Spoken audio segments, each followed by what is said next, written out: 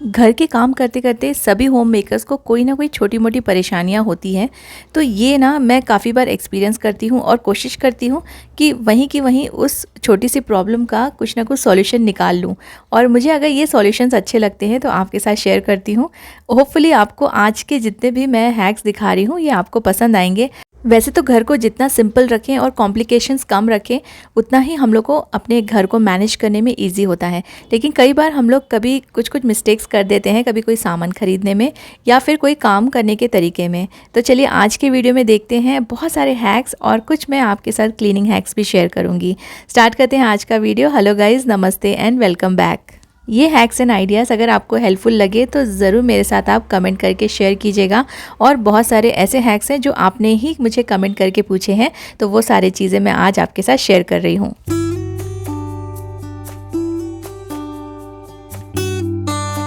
कल मैं अपने बेड की ना शीट चेंज कर रही थी, तो मुझे ख्याल आया कि मुझे बहुत बार आप लोग पूछते हैं कि इतना बड़ा बेड है तो आप कैसे बेडशीट को बनाते हैं या फिर बेडशीट कहाँ से लेते हैं। तो बहुत ही डिफ़िकल्ट होता है मुझे अपने बेड की साइज़ की बेडशीट लेने में, क्योंकि ये ऑलमोस्ट 10 फीट का बेड है। 9 फीट से थोड़ा ज़्यादा है, तो ऑलमोस्ट 10 फीट का बेड है। तो इतनी बड़ी बेडशीट मिलना ना बहुत मुश्किल होता है। एक दो बार मुझे कुछ शॉप्स में मिली है बेडशीट, जैसे ये वाली बेडशीट मैंने रेडीमेड ही ली थी, इसको मैंने स्टिच नहीं किया है घर में, लेकिन ये काफ़ी कॉस्टली मिल जाती है। तो जैसे जैसे साइज़ बढ़ता जाता है बेडशीट का, रेट्स भी बहुत ज़्यादा हाई हो जाते हैं। शॉप्स में तो ऐसे बड़ी बेडशीट्स जो कि सुपर किंग साइज़ बेडशीट होती है ना, काफ़ी ज़्यादा कॉस्टली मिलती है। लेकिन ये एक दो बेडशीट्स मुझे अच्छी मिल गई थी और काफ़ी सालों से चल रही है, तो मतलब वर्थ है ख़रीदना। लेकिन अब मैं ना क्या करती हूँ कि मैं घर पे ही बेडशीट बनाती हूँ। तो स्टार्टिंग में मुझे लगता था कि ये बेडशीट, इतनी बड़ी बेडशीट बनाना मेरे लिए पॉसिबल नहीं होगा और इतना बड़ा कपड़ा कहाँ से ख़रीद के लाऊंगी। फिर ध्यान में आया कि इतना बड़ा तो कपड़ा किसी के पास भी नहीं मिलेगा, इसको मुझे ना स्टिच करना पड़ेगा, मतलब जोड़ जोड़ के ही बनाना पड़ेगा। तो एक मैंने बहुत ही सिंपल सा आइडिया लगाया है कि इतनी बड़ी जो बेडशीट है, अगर आपके पास भी सुपर किंग साइज़ बेड हो तो आप भी अपने घर में ईज़िली, वो भी सस्ते में, हाफ़ रेट में आप बेडशीट बना सकते हैं। जितना बड़ा भी बेड हो उससे थोड़ी सी बड़ी ही बेडशीट लगती है। जैसे मेरा 9.5 फीट का बेड है ना, तो कम से कम मुझे 10 फीट की बेडशीट चाहिए जो कि चारों तरफ से अच्छे से टक हो जाए।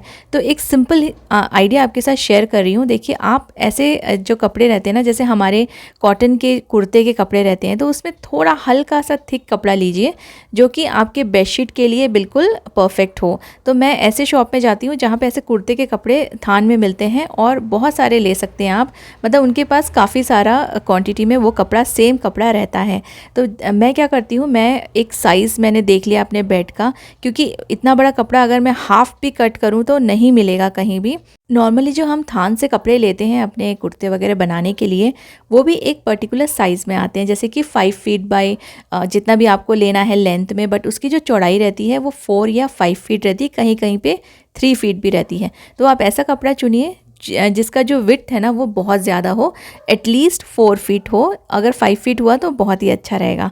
तो आपको विड्थ लेना है 4 फीट और आपको लेंथ आपके जो भी बेड के हिसाब से लेना है। जैसे मेरा 10 फीट का बेड है तो उसके हिसाब से मैं लेंथ उसका माप लेके ले लेती हूँ। मोस्टली मुझे 10 फीट में हो जाता है लेंथ में।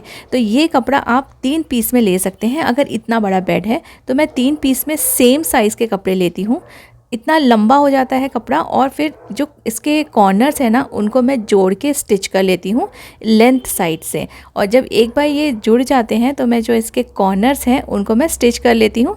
तो ये इजीली मेरा एक बड़ी सी सुपर किंग साइज़ की बेडशीट बन जाती है। ये वाला जो लेंथ का जो साइड है ना, यहाँ से आपको जोड़ते जाना है दोनों कपड़े, मतलब 3 पीस मैं लेती हूँ मेरे बेड के हिसाब से, तो एक बहुत बड़ी सी बेडशीट बन के रेडी हो जाती है। अब ये जो कपड़े रहते हैं थोड़े से हल्के रहते हैं, क्योंकि हमारे कुर्ते के कपड़े के जितने रहते हैं ये, तो ये आप इसको वॉश करने के लिए भी आपको इजी रहेगा और बहुत ही सस्ते में मिल जाते हैं। जैसे मैंने तो अभी तक के लिए हैं 100 रुपीज़ मीटर वाले जो कपड़े रहते हैं ना, वो मैंने लिए हैं। तो ऐसे में ना मेरे को बहुत ही सस्ते में बहुत बड़ी बेडशीट मिल जाती है। आप अगर अपने नॉर्मली, अगर आपका किंग साइज़ का भी बेड है और अगर आपको थोड़ा बेडशीट कम रेट में और घर पे बनाना है तो आप ऐसे कर सकते हैं। तो आपको सिर्फ 2 पीस लगेगा। जैसे मैंने 4 बाई 10 फीट लिया था ना, 3 लिए थे मैंने, तो आप 2 में भी बना सकते हैं। जैसे आपका बेड का साइज़ है उसके अकॉर्डिंग आप कपड़े लेके बना सकते हैं। इससे सस्ती और बहुत अच्छी बेडशीट्स बन जाती है।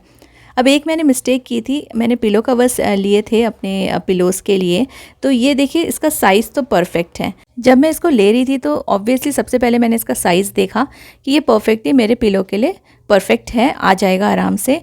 लेकिन एक चीज़ मैंने देखा नहीं कि ये अंदर से किस तरह से बना हुआ है। तो ऐसे जो पिलो कवर्स होते हैं ना, देखिए ये ऊपर वाला जो पोर्शन है ये कितना बड़ा इन्होंने बनाया हुआ है।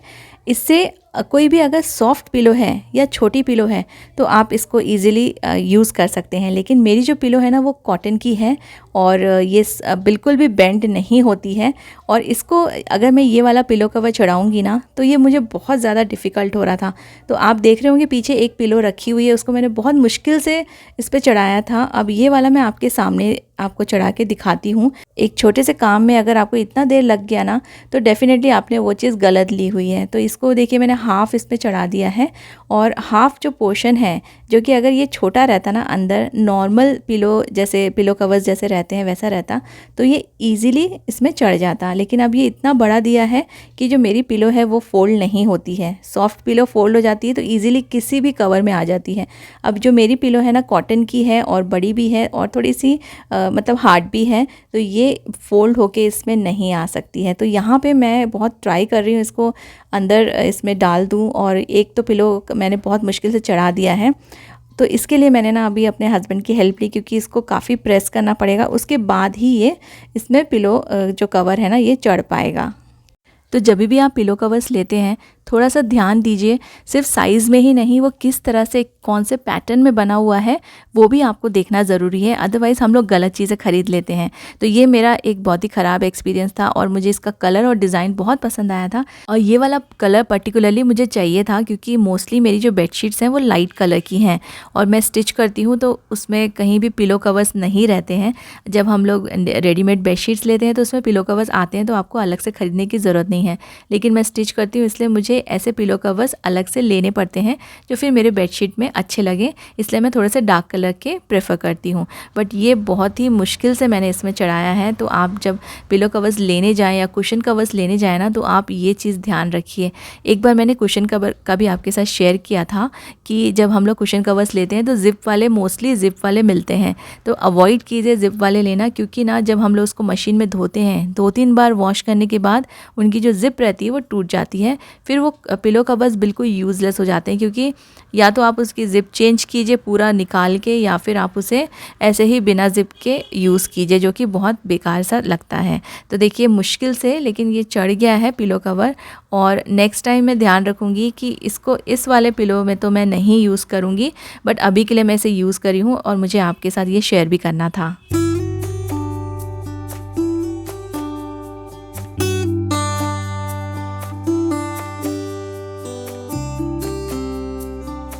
दो तीन पिलोज़ मेरे पास ऐसी छोटी छोटी सी है जिनके साइज़ का पिलो कवर मिलना थोड़ा सा डिफ़िकल्ट हो जाता है या फिर पर्टिकुलरली आपको ढूंढना पड़ेगा।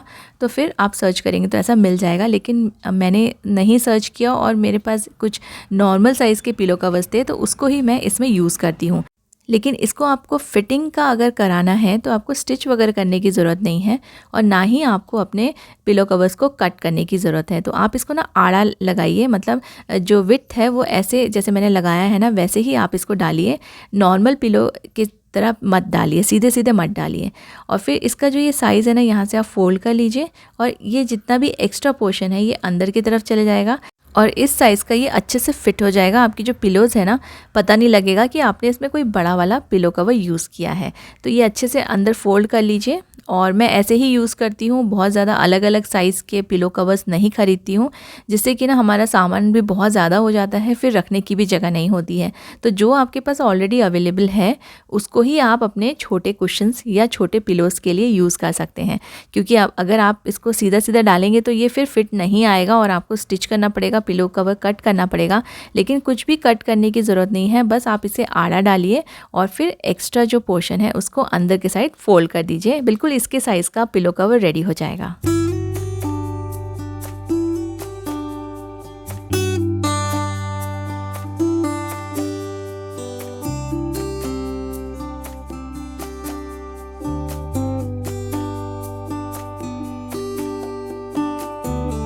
बहुत सारे कुशन्स के साथ भी मैं ऐसा करती हूँ, जिसके कवर नहीं है या जिसके ज़िप वगैरह ख़राब हो गए हैं, तो ऐसे ही मैं बड़े वाले पिलोज़ कुशन के लिए भी यूज़ कर लेती हूँ।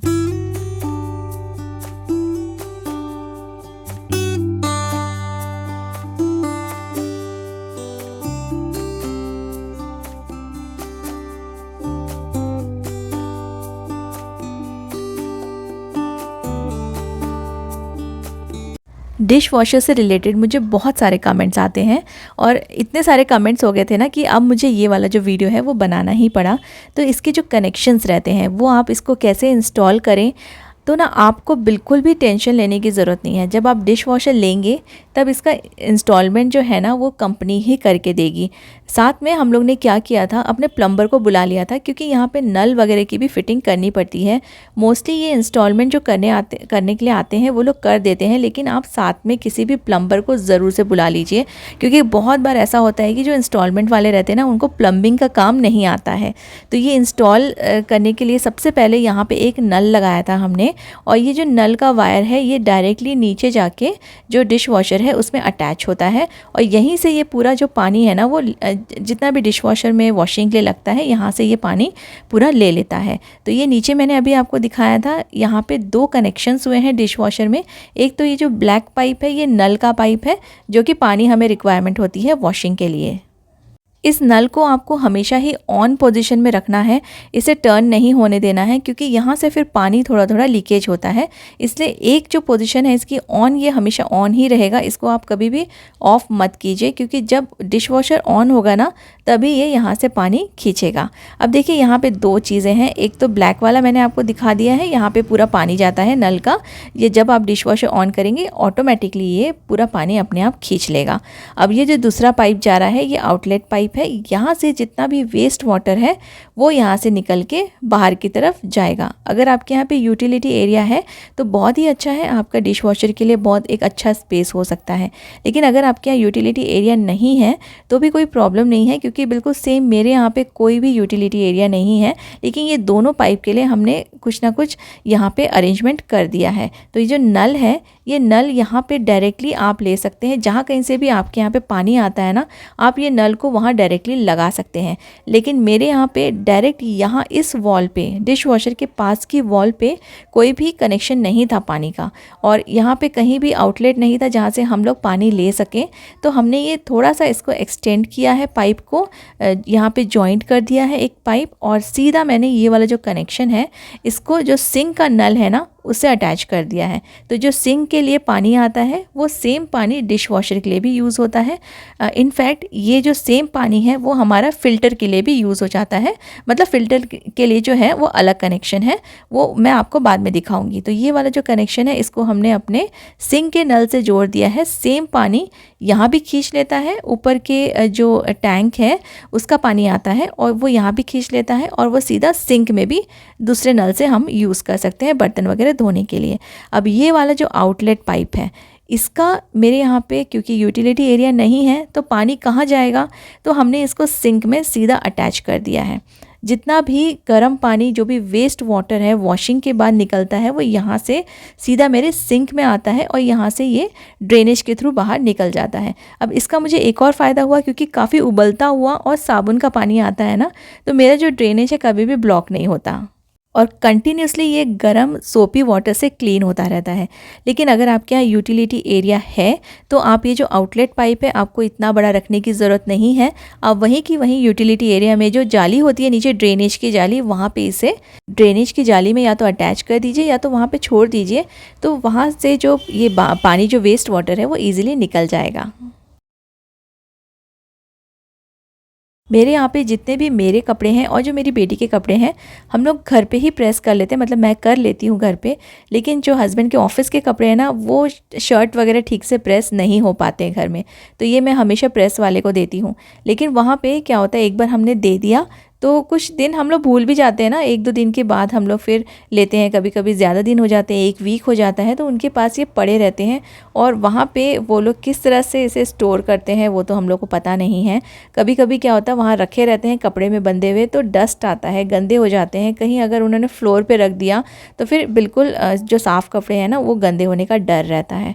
और बहुत बार मैंने ये रियलाइज़ भी किया है, नोटिस किया है कि जो कपड़े हैं वो प्रेस करके रखे रहते हैं और जब हम लाते हैं देखते हैं ना तो कहीं ना कहीं से वो थोड़े क्रश हो जाते हैं। तो ये वाला बॉक्स मैं इस बार यूज़ कर रही हूँ और इसमें मैंने सारे कपड़े डाल दिए हैं। अगर हम लोग को थोड़ा लेट भी हो गया और उनकी यहाँ पे 4-5 दिन रह गया तो भी इसमें डस्ट नहीं जाएगा, प्रेस करके वो इसमें रख सकते हैं। प्लस इसमें ना कपड़े अच्छे से रहेंगे, क्रश नहीं होंगे, क्योंकि एक के ऊपर एक जब कपड़े के अंदर बंधे रहते हैं ना कपड़े, तो ये ना थोड़े से दब जाते हैं और फिर इनका जो प्रेस है वो ख़राब हो जाता है। तो इस बार मैं ये वाला बॉक्स यूज़ करके देख रही हूँ। फ्रिज की जब क्लीनिंग की बात आती है तो हम लोग हमेशा ना फ्रीज़र को इग्नोर कर देते हैं, फ्रीज़र हमेशा ऐसे ही रह जाता है। और कभी-कभी क्या होता है कि कुछ चीज़ें हम लोग हड़बड़ी में ऐसी डाल देते हैं, पैकेट्स खुल के गिर जाते हैं और उसमें से खाने पीने की चीज़ें आपके फ्रिज में या फिर फ्रीज़र में फैल जाती हैं। तो ऐसे ही मेरा ना फ्रीज़र काफ़ी ज़्यादा गंदा हो गया था। बहुत दिनों से सोच रही थी इसको क्लीन करने के लिए। तो हम लोग क्योंकि नॉन वेजिटेरियन है तो एक फ्रिज में मैं काफ़ी सारा नॉन वेज भी स्टोर करके रखती हूँ और बाकी जो जैसे पीस वगैरह है वो भी मैं यहाँ पर रखती हूँ। तो ये चीज़ मुझे काफ़ी दिनों से क्लीन करनी थी, तो आज मैं क्लीन कर रही हूँ। चलिए, अगर आपको अपना फ्रीज़र क्लीन करना है या फ्रिज क्लीन करना है, आप भी मेरे साथ साथ क्लीन कर सकते हैं। तो सबसे पहले क्लीनिंग का जो रूल है उस जगह को खाली करना। तो मैंने अपना पूरा फ्रीज़र खाली कर दिया है। जो भी नीचे फूड पार्टिकल्स गिरे हुए थे, जो भी गंदगी थी, उनको मैंने उठा लिया है और अब ऊपर ऊपर से मैं इसको अच्छे से क्लीन करूँगी। वैसे फ्रिज और फ्रीज़र अगर आपको क्लीन करना हो तो बस एक गीले कपड़े से ही ईज़िली क्लीन हो जाता है। तो आप जब भी फ्रिज या फ्रिज का कोई भी एरिया क्लीन करते हो ना, सबसे पहले इसको बंद कर दीजिए, स्विच ऑफ करके ही क्लीन कीजिए, अदरवाइज़ आपका जो इलेक्ट्रिक बिल है ना वो बहुत ज़्यादा बढ़ जाएगा। अब देखिए, ये वाला पोर्शन सबके फ्रिज का, फ्रीज़र का अलग अलग सिस्टम होता है। तो यहाँ पे एक छोटा सा वेंट था, उसको मैंने निकाला तो नीचे बहुत ज़्यादा गंदा हो गया था। इस वेंट को निकाल के मैंने अपने जो सिंक में जाके धो लिया था और अंदर का भी मैंने गीले कपड़े से साफ़ कर लिया है और वापस से इसको लगा दिया है। क्लीनिंग, ऊपर की क्लीनिंग करना काफ़ी ईजी है क्योंकि ऊपर से ना बहुत ज़्यादा गंदा नहीं था, बस एक गीले कपड़े से मैं पोंछ रही हूँ। और मैं यहाँ पे ना ऐसे कपड़े यूज़ करती हूँ जो पुराने हमारे कपड़े रहते हैं, छोटे छोटे कट करके रखती हूँ। मैं हमेशा आपके साथ भी शेयर किया है और इनको ना फिर मैं फेंक देती हूँ क्योंकि इनको फिर वॉश करना बहुत ज़्यादा डिफ़िकल्ट हो जाता है। और इसका रबर मैंने निकाल लिया है क्योंकि वहाँ खड़े खड़े इसको क्लीन करना थोड़ा डिफ़िकल्ट था, बहुत ज़्यादा गंदा हो गया था। अब मैं ये वाला ब्रश यूज़ कर रही हूँ, ये ब्रश भी आपके साथ काफ़ी बार शेयर किया है। अब इस ब्रश से ना इसको क्लीन करना काफ़ी इजी रहेगा क्योंकि इसका जो रबर है उसमें काफ़ी सारे लेयर्स होते हैं और ये वाला जो ब्रश है ना ईज़िली अंदर जाके क्लीनिंग कर देता है। अब मैंने इनको वॉश करके इसको अच्छे से ड्राई कपड़े से पोंछ के यहाँ पे वापस से फिट कर दिया है। तो अगर आप ऐसे चीज़ें निकाल कर क्लीनिंग करेंगे ना तो आपको काफ़ी ज़्यादा आसान हो जाएगा और जल्दी जल्दी से क्लीनिंग हो जाती है। वही की वही चीज़ें रख के क्लीन करने से थोड़ा सा टाइम वेस्ट होता है और आपको मेहनत भी ज़्यादा लगती है। जो डोर पे जो ये होल्डर्स लगे थे इनको भी मैंने निकाल के क्लीन कर लिया है। अब पूरे अच्छे से क्लीनिंग हो गई है। अब मैंने ना बास्केट यूज़ किया है, जैसे जो फ्रोज़न पीस है और जो नॉनवेज के पैकेट्स हैं उनको रखने के लिए। यहाँ पे एक छोटा सा प्लास्टिक का ट्रे यूज़ कर रही हूँ जो क्रीम या फिर आइसक्रीम के जो बॉक्सेस है वो रखने के लिए। इससे जो बेस है ना वो जल्दी गंदा नहीं होगा और बास्केट यूज़ करने से भी ना चीज़ें यहाँ वहाँ गिरती नहीं हैं और जो फूड अगर कभी बाई चांस कोई पैकेट से गिर गया तो वो बास्केट में ही गिरेगा। तो जो भी चीज़ें मैं फ्रीज़र में रखती हूँ ये सब पैकेट्स मैंने छोटे बास्केट्स यहाँ पे यूज़ कर लिए हैं। कुछ मेरे पास आइस पैड्स पड़े हुए हैं, ये काफ़ी काम आते हैं, कभी कुछ चोट वोट लग गई या फिर मोच आ जाने पे ये काफ़ी यूज़फुल होते हैं। तो इनको मैं हमेशा अपने फ्रीज़र में रखती हूँ। इनको मैंने एक छोटे से कंटेनर में डाल दिया है, पुराना कंटेनर है। और जो भी खाने पीने की चीज़ें हैं या छोटे मोटे पाउचेस हैं जो हम लोग यूज़ करते हैं ना मसाले के और बच जाते हैं, उनको मैंने इस छोटे से कंटेनर में रख दिया है। तो देखिए अब फ्रीज़र की जो शक्ल है काफ़ी ज़्यादा चेंज हो गई है और काफ़ी साफ़ सुथरा हो गया है। घर के किसी भी एरिया को अगर हम थोड़ा बहुत साफ़ कर देते हैं ना, एक अलग सा सेटिस्फैक्शन मिलता है और बहुत अच्छा सा फील होता है। आई होप आपको ये क्लीनिंग देख के मोटिवेशन ज़रूर मिला होगा और आप भी अपने फ्रीज़र या फिर फ्रिज की क्लीनिंग ज़रूर करेंगे।